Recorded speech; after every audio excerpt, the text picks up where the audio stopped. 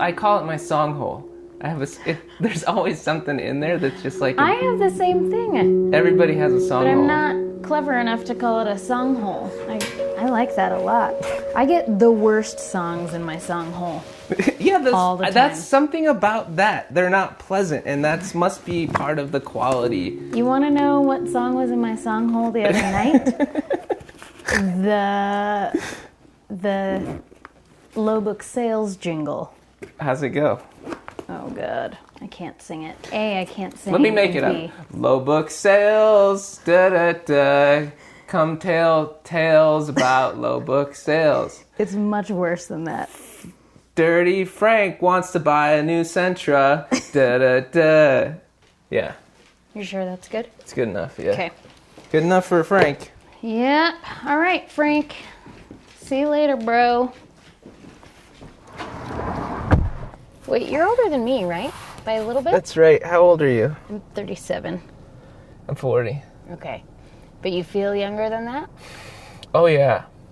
I mean, I feel younger than 37. I feel like 27. Yeah.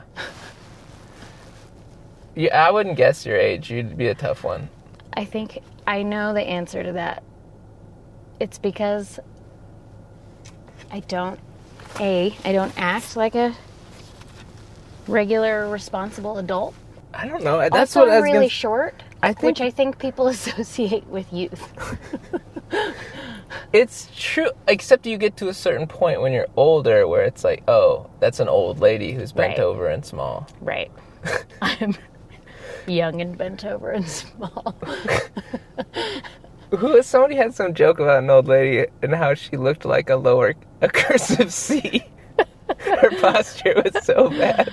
Michael Ian Black says in that book that about his mom, because her health is really bad and she ends up needing not a wheelchair, but like a something or other. And he's like, her posture makes her look like a question mark, like a human question mark.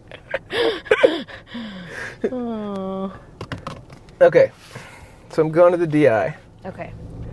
Oarsman Dodge. Now I have that stuck in my head from his bit. They transfer. Songs in song holes can be transferred. Yeah. That's one of their qualities. They're contagious. Especially song hole songs. I'm trying to remember some of the jingles from car dealers in Ohio that I grew up with. Car dealers have them. One car dealer maybe he wasn't a car dealer. Who was that guy? Some figure who was in the public eye in Ohio. His wife caught him cheating, I think with a man. Oh, wow. And you know what she did to him? What? She took a hot curling iron and right up the butt. Wait, how do you get to that? Like, that's... Wouldn't he have time to protect himself? I don't know. I swear it was on the news. I mean not that graphically, but they probably didn't How would you cover that on the news? Local... Maybe that she assaulted him him with a curling iron. Somewhere we can't say. Maybe that's just a rumor in an uncomfortable place. Like the back of a Volkswagen. Remember that joke? That's from Mallrats.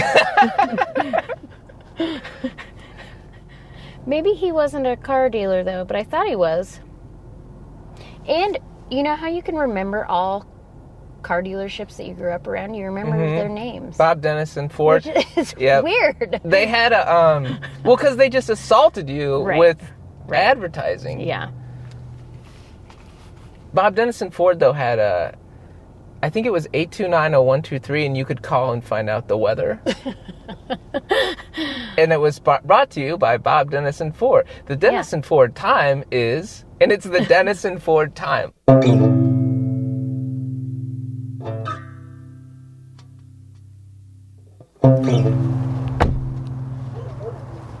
think I'm just gonna wear that little coat. I have a problem saying little. Everything is little. I have to say it's little, it's a little coat, it's a little thing. I don't know what it's about. I need to infantilize the world or something. I haven't noticed. Little? What a little... I mean, now I noticed. Just put on your little jacket. I think you should start saying Lil instead of little. Lil.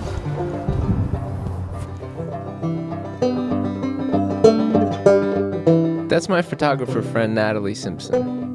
And I don't want to do a Yelp review of a person here, but I should say a couple of things to get you up to speed on who I'm out wandering around with today.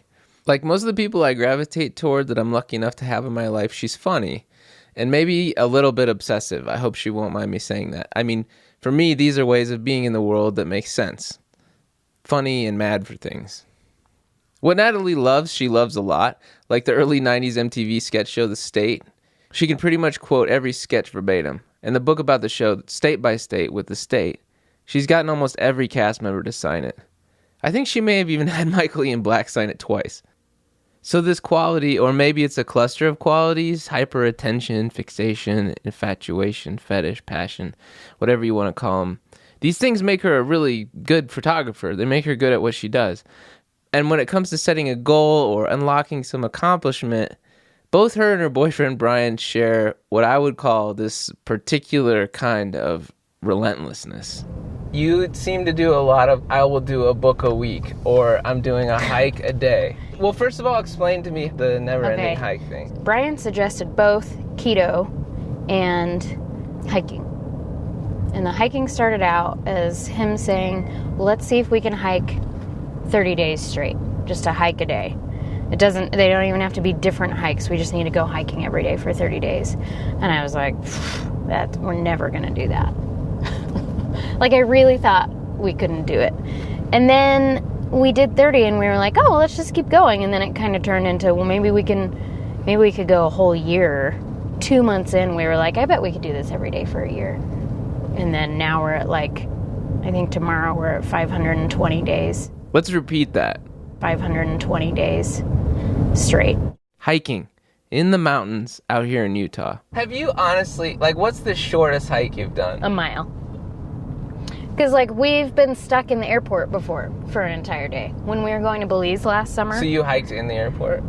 Well, we walked around the airport a bunch, but then when we got to the hotel, we went for a short 1 mile hike. Yeah. Hike or walk? Well, walk, because there's nowhere to hike in Miami. What's the difference between a hike and a walk? Nothing. A hike is literally it's a walk. Maybe the difference between a hike and a walk is a point of contention for you, but just go on Instagram, check out Never Ending Hike, and you'll maybe get more of a sense for the enormousness of it. When you go out and walk, 3 miles every day for 30 days or a year or whatever, then we can have a discussion about what a hike is or isn't. Because to me, the point is we're getting out and moving. Yeah. We're enjoying nature. That night in Miami, did we enjoy nature? No, it was scary, and we were by the airport and there were suspicious looking folks around. But I was like, we're not skipping a day just because we're inconvenienced on this vacation and stuck at the airport. So we went and did our mile or whatever. Have you ever done a makeup day? No. Are you lying? No, we've gone, there have been, I think, 2 or 3 days where both of us didn't go, but one of us did. Ah, yeah. But you are together, the never-ending hike, so I think that works. Right. There was one day, I think, where Brian was super, super sick that I went without him. There was one day that I was shooting a wedding that he went without me. That was week 1. So that was when we were doing 30 hikes in 30 days. And I had a wedding, it was an all-day thing, and there just wasn't time for me to go, get sweaty for an hour. Yeah. And then get back to the wedding. And there's maybe one other time where I hiked without him. But, for the most part, it's both of us, and for the most part, it's Frank, too. To be fair, though, Frank did join in a little later. We didn't start bringing Frank until a few months in because I used to be terrified that he was going to eat a chihuahua, since they're mostly off-leash hikes. Oh. He has a thing for small dogs. Like to eat them? Yeah. There have been some scary incidents where he's picked up a tiny dog in his mouth and shook it around and then released it. That was a long time ago, though. Now he's pretty socialized and he's pretty good. Like today, there was a chihuahua And he went up and sniffed it and then kept moving. I mean, what if that were your main character defect, eating chihuahuas? That's really the main thing. That's one of Frank's. Oh, what else does he have? Sometimes he nips human ankles. I feel like that's in the same category as chihuahuas. Ankles are like little chihuahuas. Yeah. I feel like if I were in your position, it would be really hard to let go of that because it's so part of your routine. Well, I'm going to like out myself for like truly the reason behind all of this. Since we were talking about vanity earlier. I mean, I'm like, man, what if we stop and I put on a bunch of weight or, and which the hiking is not responsible for, I mean, I lost weight last year from the diet, and the hiking I'm sure is a positive thing, but walking a couple of miles a day is not going to make you lose a bunch of weight, But it's uphill and sometimes, stuff. When we hike on the pipeline, it's really not hard. But that first part is. Well, depending on where you join up. Yeah. Like if you go to Birch Hollow, which is like up by where the road closes up past Log Haven, there's like 2 small hills on that hike. But you're at elevation, and part of why I still like going is because it's like an escape. My phone doesn't work. It's peaceful up there for the most part. It's good exercise for Frank. So I bet it's good for your like relationship too, right? You talk or it's funny. I think it is good for our relationship, but some days we don't talk at all, and that's kind of nice. Other days, but that's good it just too. Depends, right? You're just spending time together, right? There are couples that don't spend that together in a month. Not because they hate each other. They're just too busy. And we are the opposite of that. We're together all the time because we both work from home. Yeah. Brian and I have had some fights about the hikes. Yeah. Not a lot, but a couple. I bet. Where he just doesn't take anything as seriously as I do. He's not nearly as high strung as I am. So sometimes, he'll be like, and I'm like, what the fuck did we do? Like, why have we been doing this all this time if you're not even taking it seriously? You know what I mean? Right. That's maybe happened like twice. But, it does. So the never-ending hike, if you ended it, will become the just beginning breakup. Yeah, I do this thing where I like push myself. I'm always wanting to, like, I'm fairly competitive, I think, from having 6 siblings. So do you think that the doing things every day or like a book a week or like the hike a day for 20 years or whatever you're going to end up doing is part of your competition thing? Your competitiveness? I think maybe, but, the first year I tried to do a book a week, I only made it like halfway because I didn't. But see, you're still doing, like, it doesn't, even if you fail, you still, like, achieve something. So here's what'll happen. It'll start as, like, a conversation, and Brian will be like, well, they say the most successful people read every day, or the smartest people read every day, or whatever, and we're not TV watchers. You're not a wheel watcher? I'm a wheel watcher. No. Was that a song you knew about the Wheel of Fortune? That just popped into my song. Oh. I know of that song, but I didn't realize it was. I'd never listened to the lyrics. Back to your question, though. This year, I've even taken it more over the top, unfortunately. So I did read a book a week last year. And I was like, well, I can do that again. That wasn't that bad. Let me ask you this. Do you think that reading, because I'm very interested in loneliness and isolation. That's kind of why I'm doing this. Yeah. Do you think that you feel less alone when you read? I haven't thought about it, really.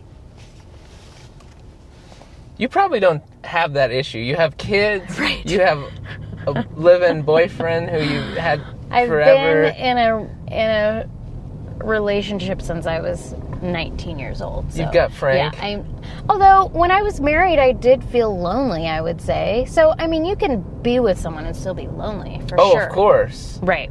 So... Especially if they, like, don't get you or you're growing apart. Or right. That's the loneliest. But, you know, I really don't know that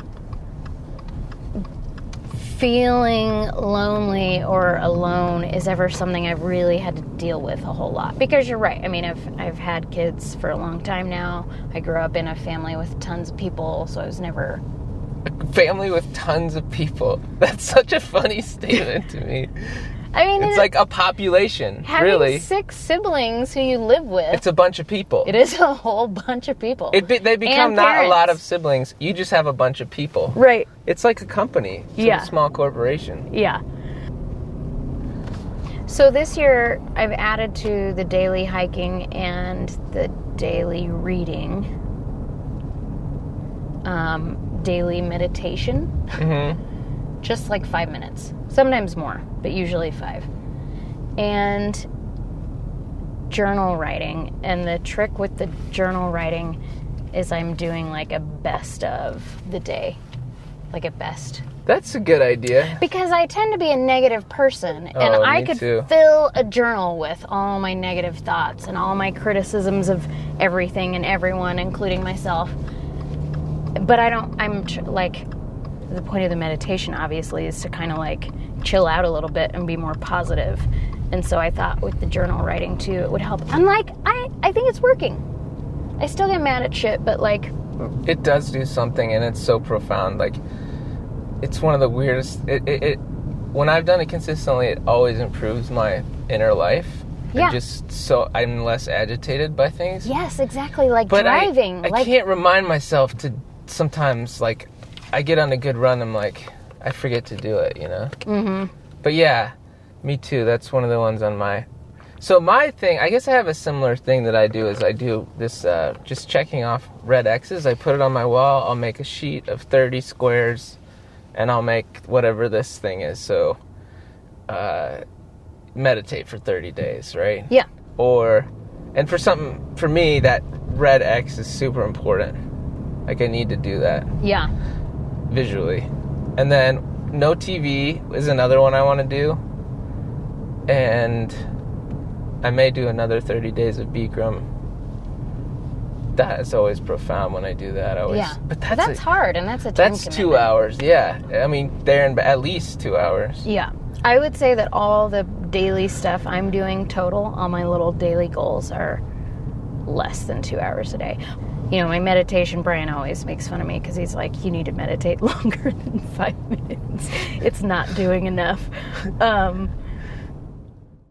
At this point, if you're wondering why I'm recording a trip to the thrift store, editing it down, and doing this Dear Diary monologue thing over it, and offering it to you with a potentially arrogant and wildly narcissistic assumption that it's even interesting, well, I relate to that. I mean... Just because Natalie's been hiking every day for almost 2 years, or that she's a great photographer or funny, or any of the other qualities I'm not in a position to reduce her to. These things are worthy of a profile for sure, but I'm way too selfish and wrapped up in my head to pretend that kind of benevolent, pastoral, Norman Rockwell audio portraiture shit is what I'm after. The thing is, I've been working through some kind of next level isolation and loneliness for the last few months. I just say it. And I'm aware of it in a way I haven't been before. It's very loud. It has a shape, a presence. I can maybe even hear it breathing next to me at night. I don't know. Actually, maybe a breathing sound would be a relief. At least it'd be something more animated than the wasted Chipotle bag that I also used as a napkin while attempting to eat myself to sleep at night that's laying there next to me. Burritos don't breathe. I don't know, maybe that analogy's lost now. The breathing. You get it? Anyway. Maybe this is depressing. Fuck it. I don't care if it is. I mean, I know I'm not alone in feeling this way. I know I'm not alone in feeling alone. The point is not to stay in it. I'm hoping this podcast will be the sound of a person coming out of that place.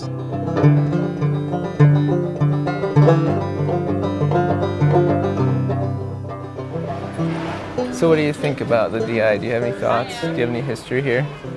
We should That say just appeared before my eyes. the DI is it's the Goodwill for LDS Mormon people. Yeah. This is where your clothes go when you die, if you're Mormon. What do you call heaven in Mormon? Heaven. It's heaven. But there's kingdoms. So what kingdom three is the kingdoms. DI? Oh. Well, I don't know. I don't know, but I do love that couch. You do? Doesn't that remind you of Grandma's? No, not my grandma. These are interesting couches. Dude, is this bike rack for sale?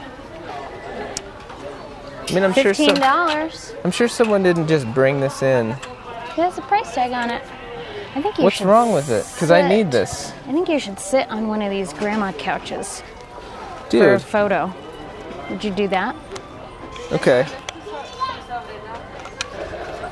What's my motivation? I don't know what I'm supposed to be. I don't know. I always hated having my picture taken growing up. Earlier, I left out the fact that I really like the pictures Natalie takes of me, and I think I might be working through some sort of facial demeanor dysmorphia with her. I also needed pictures for the show, so you'll hear her taking pictures through the rest of this. The sound of someone getting their picture taken during a podcast, that's got to be a new level of solipsism. Yeah. Do I, Look over here.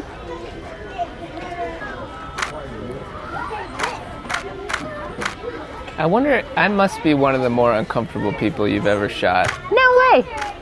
Yeah? That's not true at all. Well, I shoot lots of uncomfortable people. so I'm like top tier of the uncomfortable. I'm like an A-list uncomfortable person. Wait, stay right there, and Yeah. I want you to smile though, just like you were. You have a good smile. Wait, stay there one more second. I just use Listerine teeth whitening. Yeah. Listerine teeth whitening.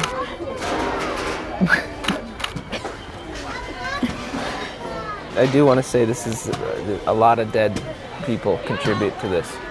Look at this couch. Oh, I love that's a that. good one. But these, however, really make me want to vomit. Yeah. Oh yeah, this does remind me of my grandma.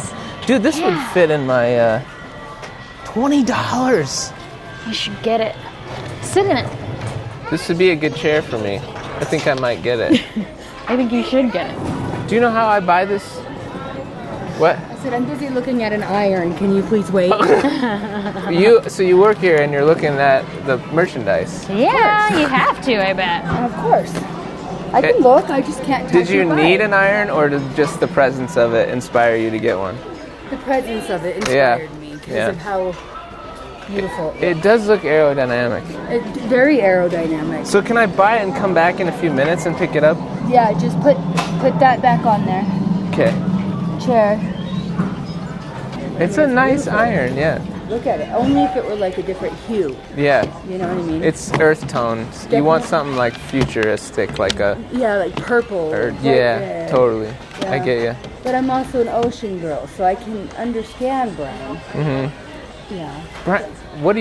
What ocean is brown? Well, it's an earthy tone when you're on the sand. Oh, that's true. From Good point. Seattle. Oh, So I'm not like California. Did you just snort? I did. That's part of my... Yeah, I have a That's snorting good. problem. There you All right. So I go buy this. go buy it and bring it back to me. Interesting stuff over there. I mean, $3 for a bra is not too shabby. A dead person's bra? I feel like they should pay you. I think these are from dead Is people. this sexy underwear, or is it... So here's what's fun is you can get some great... Oh, you don't... Never mind, you don't drink. Well, I can participate. Tell me. No. I used to drink. Tell me about it. No, I'm just kidding. It's just a really cheap way to get Wine glasses. glasses if you're like having a party and want to feel classy. Why would you think I can't talk about it? I'm just joking. Oh. No, I just meant that you probably wouldn't need to buy a bunch of wine glasses. But you can get old spaghetti factory glasses as well. Wasn't it Ye Old Spaghetti Factory? So it looks like what I'm going to come out of here today with is a shot glass for my apple cider vinegar that I shoot every day. Oh. I shoot it. Yeah. And a chair. So I didn't see that coming. That's a good deal. All right. Look at this little goblet, though. I'm not a Viking. This is where the good stuff is. Okay. I mean, I hate to say it, but like, I just feel like it would be really sad if you got this for your kid, because it comes with a bunch of stuff originally. Oh, yeah. It's got all marks the tools and stuff. Yeah. I mean, to make fun of it is like, it feels classist and elitist, but at the same time, it's not making fun. It just, heartbreak is heartbreak. Right. Maybe a very small child would get this and be like, neat, but it's really sad. Yeah. Well, I just wonder what the story is. I mean, when you get rid of a teddy bear, either someone grows up or dies, right? So that's the dead kid section. No, I bet it's way more like grow up than die. Yeah, but that's sad to get rid of someone's pet stuffed animals, I mean. You have to, though. Unless you have endless amounts of space. What I wasn't really able to say at the time that we were walking through the DI and these ragged stuffed animals presented themselves is that an old echo of something really painful was kind of started reverberating in me.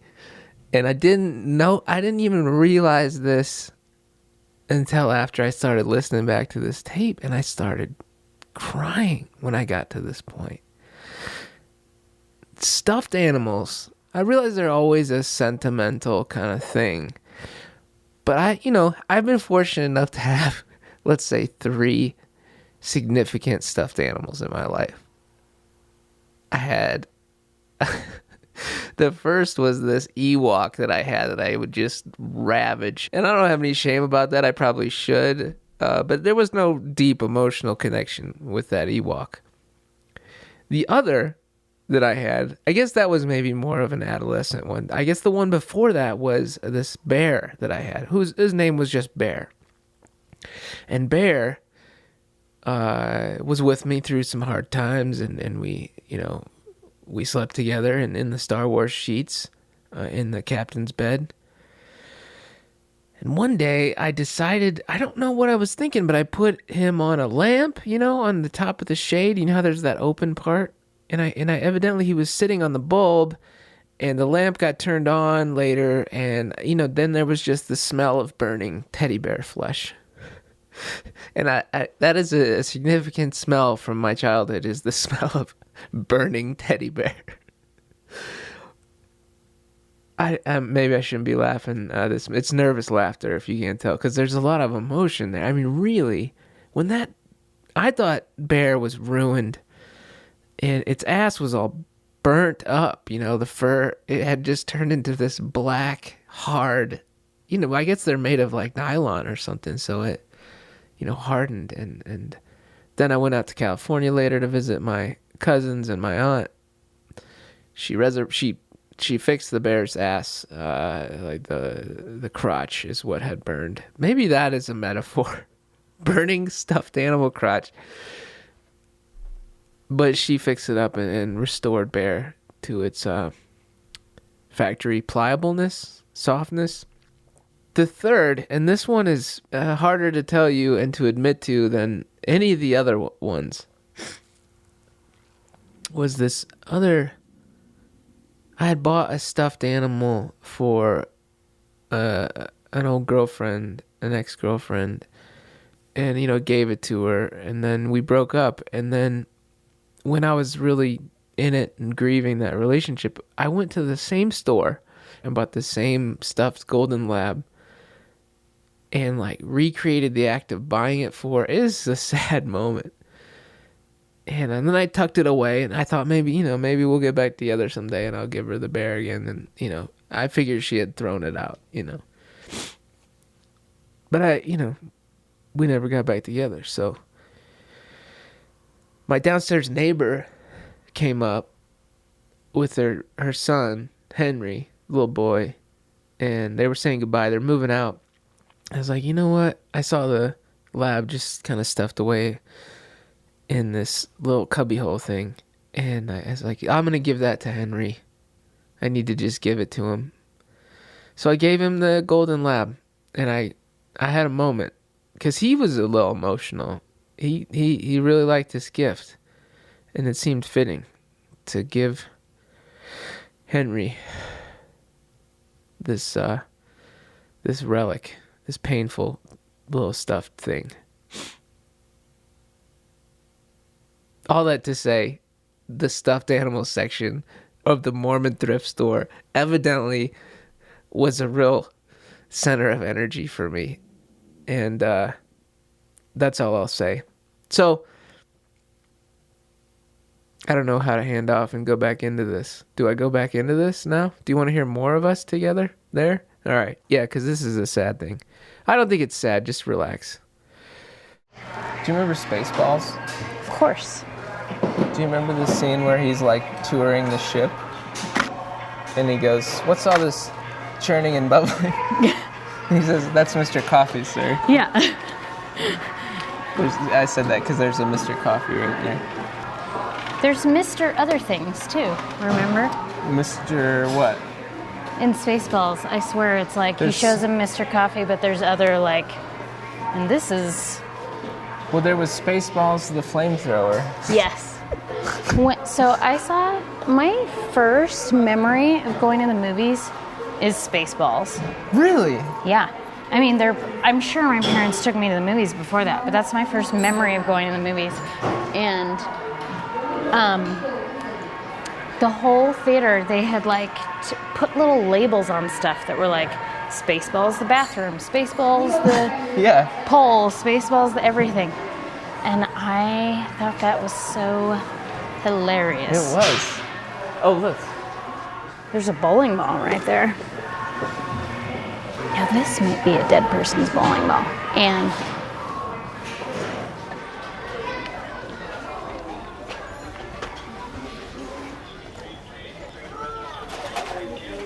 hi.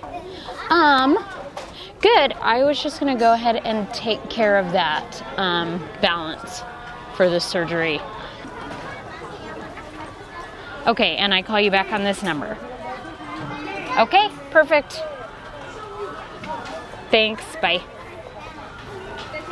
It's a good find. I have to pay for my surgery. What surgery? Oh, have I not told you about my gallbladder Oh, no, troubles? you told me. Okay, I thought I had. I've never really had to pay a whole lot of money for like a medical anything, ever.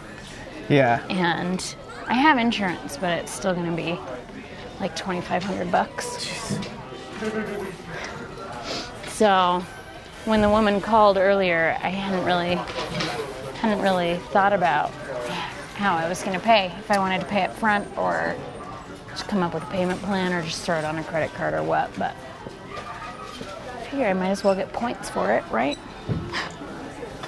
Yeah, you're going to get some miles for your... Yeah, exactly.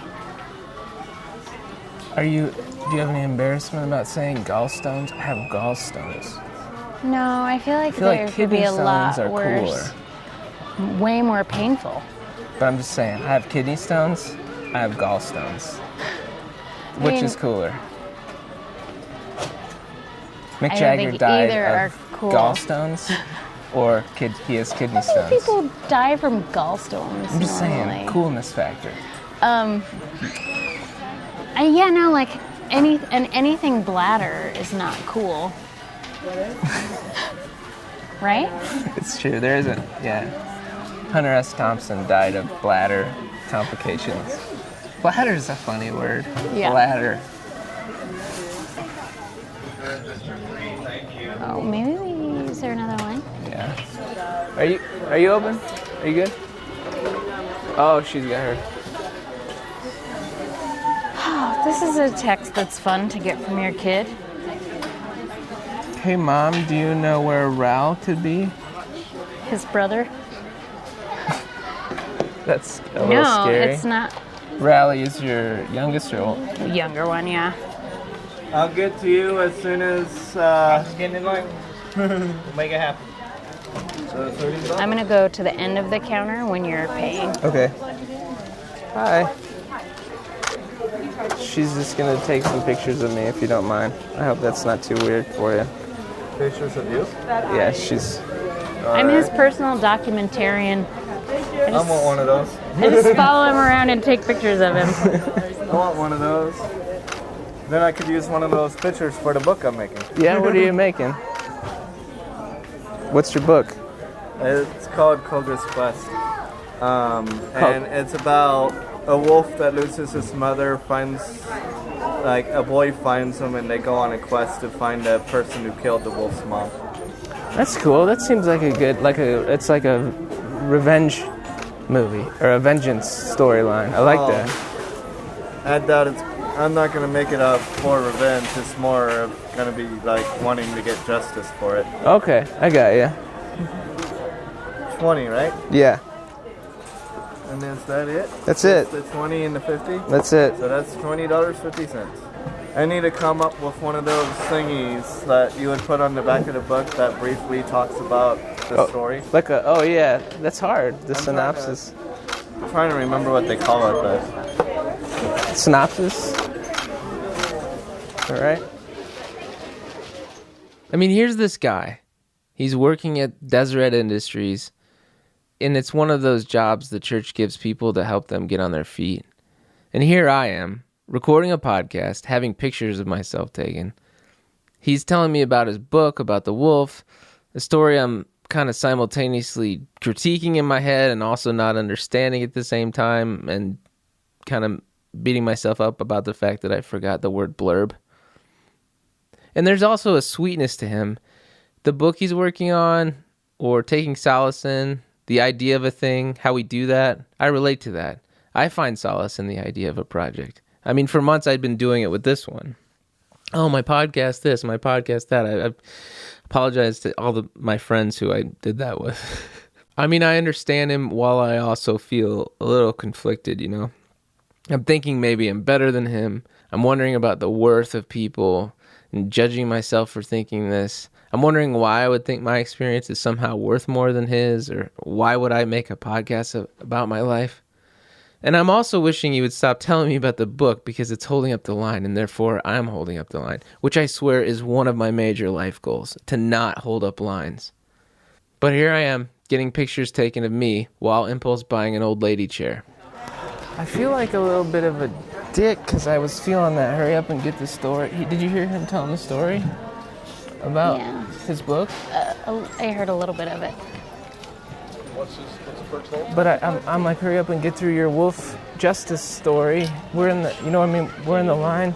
No, it didn't come out like that. Didn't seem like he was holding up the line. Well, he was, but you weren't. I should just let him be his own person. Yeah, It's not my fault. it's fine. It's not your fault at all. Where did our think, lady friend go? You bought this? Yeah. Uh-huh. Okay. So she said I need to go around and pick it up. Okay, you can back to the back here. Yeah. Let me write the written number. So if I go get my car right now and pull over, they'll meet? Yeah. Okay, so I'm gonna go get my car. Okay, thanks, Ben. You ready? Okay. I think I just got poked with a sword by that child. Do you see that guy stacking 8,000 plates in the back of his truck? Yeah, that seems, That's not going to end well.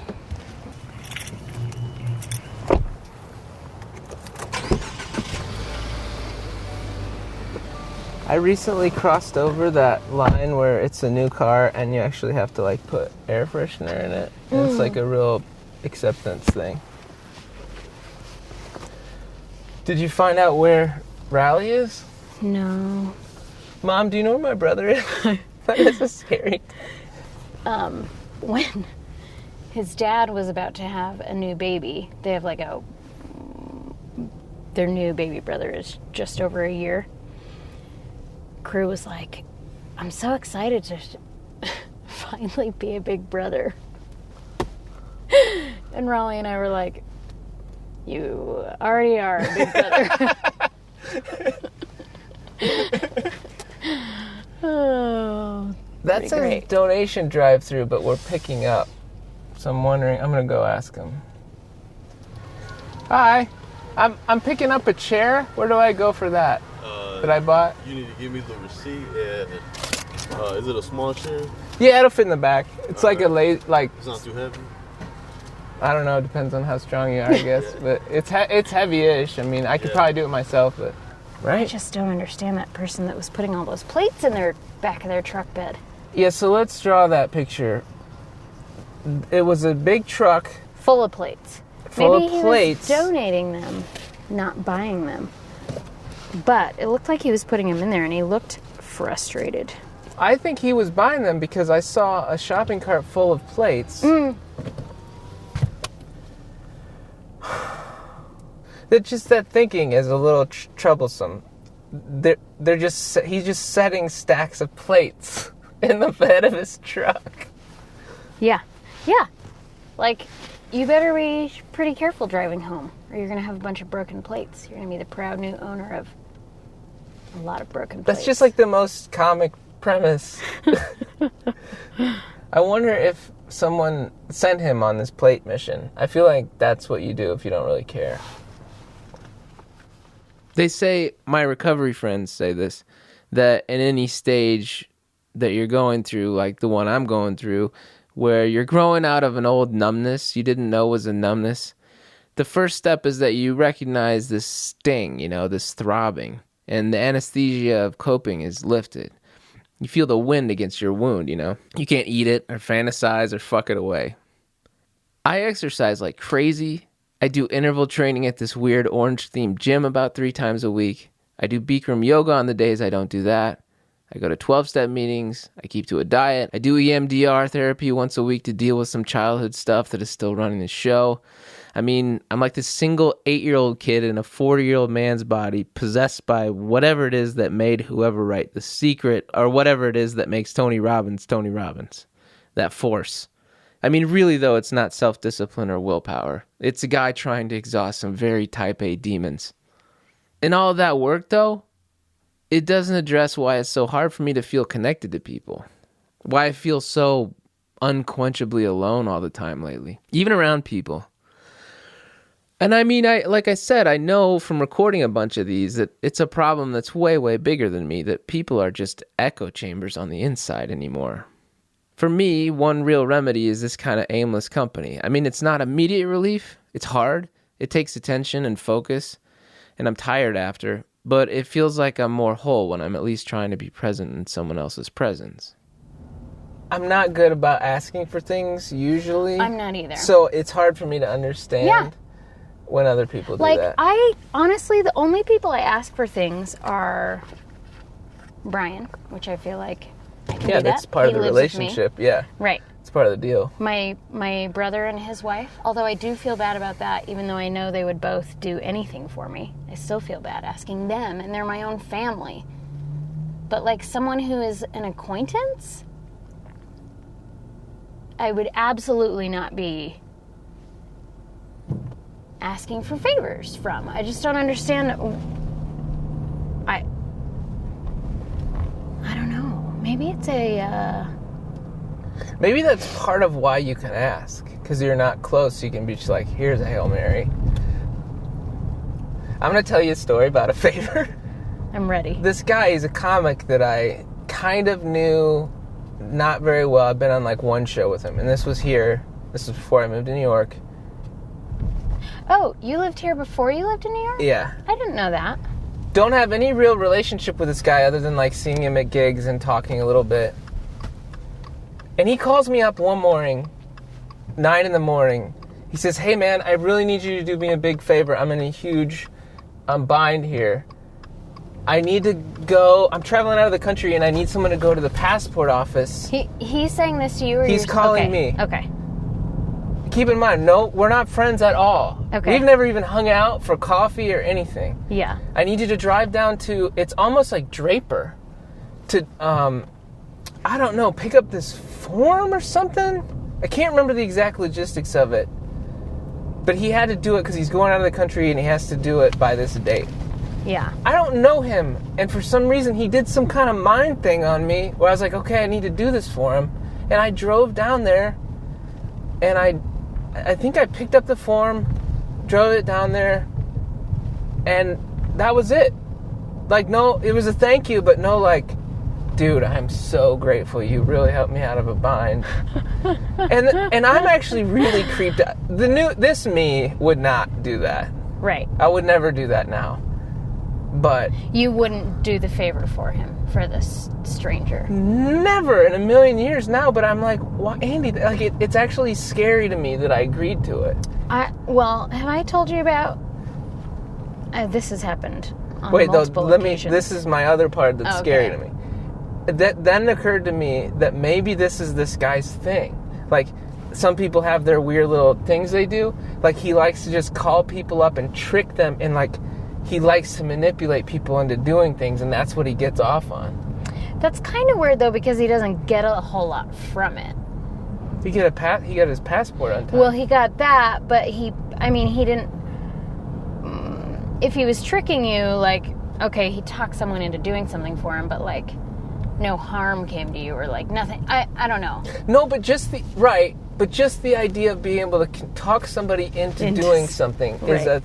And I could see that being a comics kind of thing, too. Yeah. It is kind of funny and random. I feel like such a sucker for that.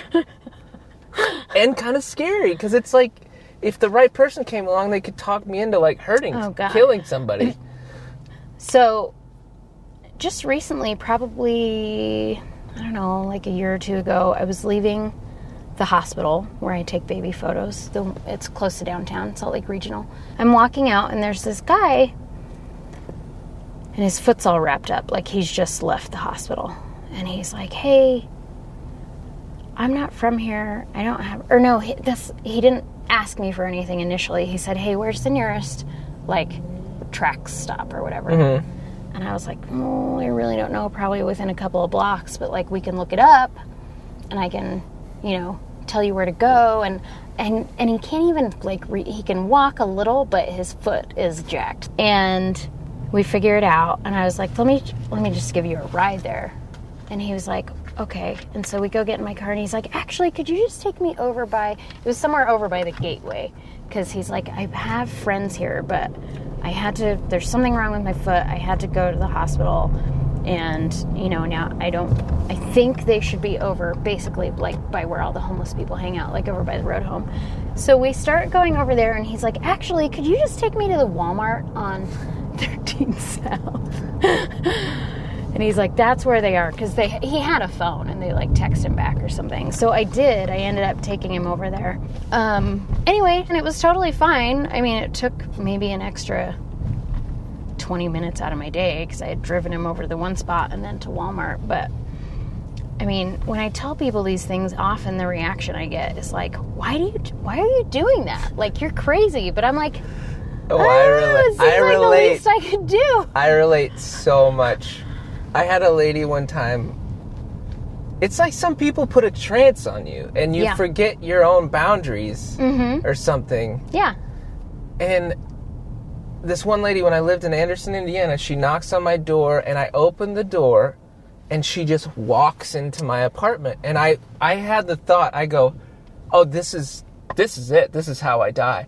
Like, because she had this little brown, like, waistcoat on. Oh, man. And I just had that feeling. I'm like, oh, she's not well, and this is a problem. Yeah. So she goes, I need you to take me a ride to go see the Insane Clown Posse. See, and at that point, at the mention of ICP, I would have been like, nope. Get out. I get it. But then I'm intrigued. Right. Then that's the other part. I don't know if it's codependence or curiosity. Because, or maybe a combination. Or yeah. Because when they're acting fucked up towards you, your part of you is like, this is so different from me. Right. I want to study it. Yeah. Yeah. And see Let's where take a this closer goes. look. Yeah. Let's get into it, man. So anyway, she comes in my apartment. She's just standing there on the Oriole rug, like, kind of turning around. She's not well.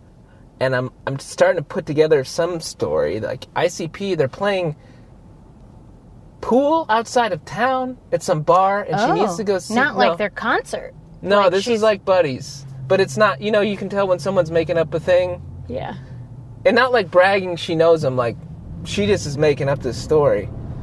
And I'm like, okay. And I want her out of my house. And she says, I need cigarettes.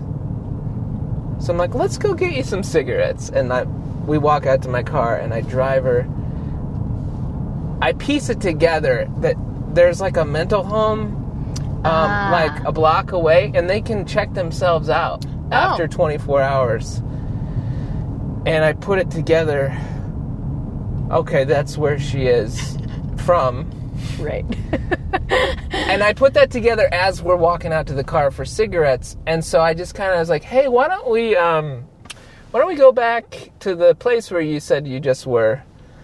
And, let's do that. But we'll get you your cigarettes first. So I drove her to get cigarettes. And then I went and checked her back into the crazy home. Oh, man. And they're like, yeah, I'm glad you brought her back, but we just have no control. Oh, my God, that's crazy. That reminded me of something. I was trying to be a good listener, and then I forgot. It's hard. This is hard. Like, I do this, I think, because it's hard to listen and concentrate. And I just always have something to interject. Like, and I'm not even trying to one-up. I'm trying to relate. And sometimes people don't want that. And you want to hurry up and relate before you forget. Before I forget, like I just did. You probably need your thing. Yeah, let's say goodbye. So thank you, Natalie. Yeah. This was a good time. I bought a chair. A great chair. I'm just worried I'm going to sit in it naked probably sometime. Not to be too well, boundaryless, just give it a little wipe down. Give it's it a little a cloth. spray with Lysol. 99.9% of germs. Just spray it and let it air out for a little while. All right. Are you going to be able to load that chair by yourself? Yeah. Okay. I hope you find your kid. Yeah, me too. All right, bye. See ya.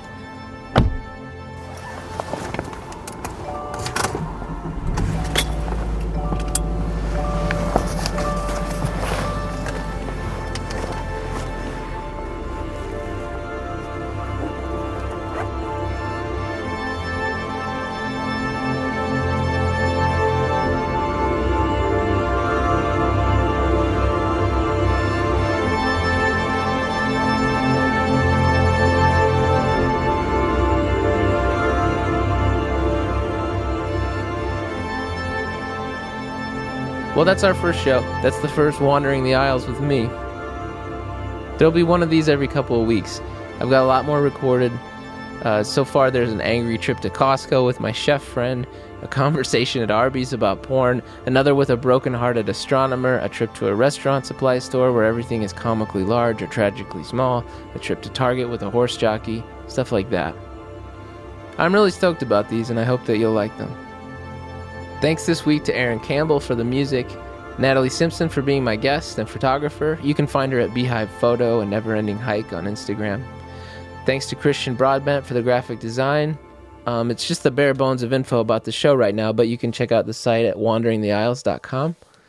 You can also follow at Wandering Isles on Instagram or Twitter, or give the show a review on iTunes, which is like the most annoying thing in the world to ask, and I hate it when people say that at the end of podcasts, but as a podcaster, I just want to say it really helps. So, all right, guys, take it easy.